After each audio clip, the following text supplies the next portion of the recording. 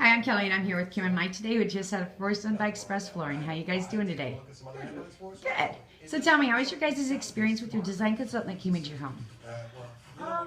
He was okay. Okay. Okay. To be honest, if I did not want them done immediately, we would have shopped around some. Uh-huh. He was nice and everything, but he was just a little. Interested in is to see, in fact, if you can now stay on the He wasn't a very good salesperson, but Okay. he was a good kid and everything. Okay, that's fine. All right, and then how were your installers that came into your home? They were pretty good. They're pretty good. Okay. I think one did a lot more than the other one. Okay. But they were actually there's only one little thing that we noticed. Uh-huh. All in all, I think they did a really good job. All right, perfect. And then we'll make sure we address that too, okay? And then also, how was your overall experience with Express Flooring? high fives going on. Pretty easy. Pretty easy? Good. And I see your floors turned out really, really nice. I like the color you guys picked in here. And then also, would you guys refer your friends and family to Express? That's possible.